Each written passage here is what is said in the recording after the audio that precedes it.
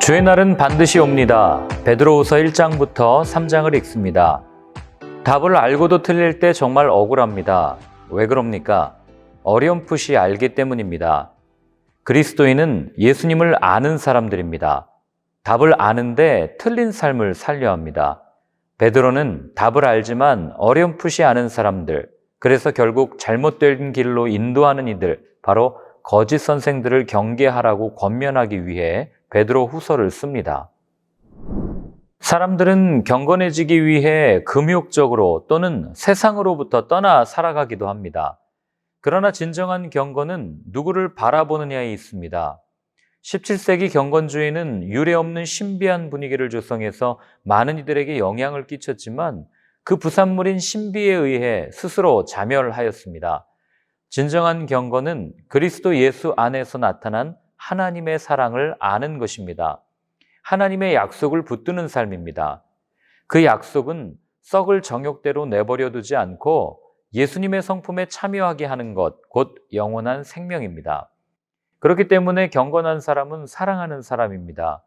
모든 은사의 종착지는 사랑입니다. 지식, 절제, 인내, 경건, 형제우애, 사랑. 경건해지기 위해 욕망을 죽이려 하지 마십시오. 죽이려 하면 할수록 정욕에 매이게 됩니다. 그저 하나님의 약속을 믿고 바라보기만 하면 됩니다. 하나님께서 우리를 부르신 이유는 대단한 것을 맡기시기 위함이 아니라 하나님의 친구가 되게 하는 것입니다. 이어 베드로는 성경을 사사로이 풀어서는 안 된다고 경고합니다. 베드로후서 3장에도 언급되지만 당시 많이 읽히던 바울의 편지들을 포함해서 말씀을 함부로 해석했다가 어려움을 겪는 모습을 보았기 때문일 겁니다. 목적 없이 열심히 사는 것만큼 위험한 삶도 없습니다. 맹목적인 열심은 영원히 돌아올 수 없는 그릇된 길로 인도할 수 있습니다.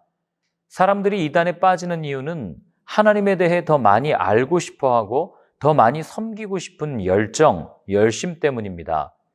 그러나 말씀 없는 열정, 바른 방향 없는 열심은 결국 나를 드러내는 탐욕에 불과할 뿐입니다. 사랑은 아름답고 추구해야 하는 가치이지만 홀로 하는 짝사랑이 지나치면 스토커가 되듯 헌신 없는 사랑은 삶을 망가뜨립니다.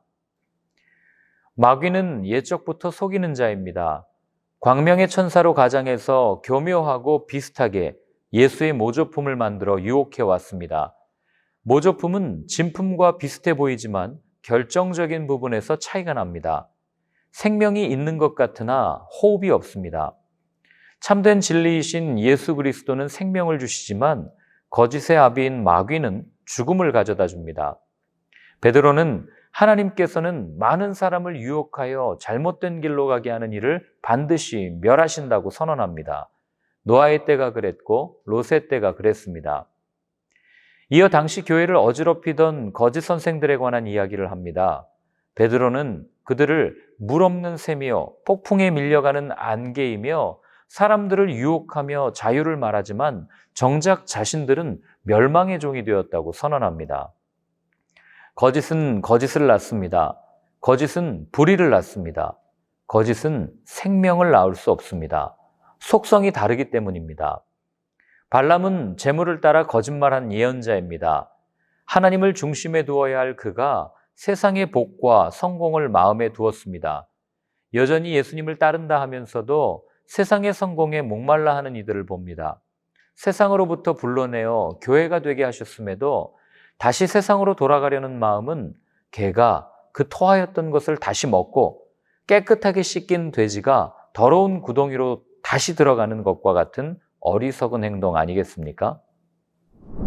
모든 것은 시작이 있었기에 끝은 분명히 있습니다. 비록 지금은 희미하게 보여도 그때는 분명하게 드러날 것입니다. 그렇다고 종말을 두려워할 필요가 없습니다. 거룩한 행실과 경건함으로 간절히 바라기만 하면 됩니다. 그 다음은 아버지께서 하십니다. 새 하늘과 새 땅은 사람에 의해 세워지는 것이 아닙니다. 사람이 그것을 세우고자 할 때에는 이단이 됩니다. 베드로는 마지막 때에 붙잡아야 할 것은 말씀이라며 말씀 위에 굳게 서라고 권면합니다. 그러나 이 말씀을 억지로 풀려 해서는 안 됩니다. 하나님의 말씀은 하나님의 것으로 풀리지 사람의 것으로 풀리지 않습니다. 풀려 하면 할수록 다시 얽매여 오류에 빠질 것입니다. 나무가 하루아침에 자라지 않듯이 믿음도 하루아침에 성장하지 않습니다. 그리스도 안에서 자라가는 삶 역시 인내가 필요합니다. 그리스도인의 삶은 더디지만 생명이 있습니다. 힘들지만 열매가 있는 삶입니다. 자연 법칙을 거스르는 기적을 보면 쉽게 흥분합니다. 하나님에 대해 알기를 원하여 은사를 쫓아다니기도 합니다.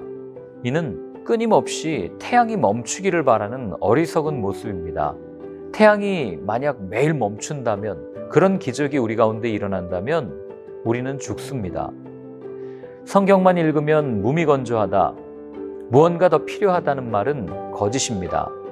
성경이면 충분합니다. 세상의 모든 것을 만드신 분이 성경의 저자이시기 때문입니다. 성경을 읽을 때 세상을 바로 볼 수 있게 되고 하나님을 알게 됩니다. 물론 기적도 필요하시다면 분명히 보여주실 것입니다. 그러나 기적에 매달리면 안 됩니다.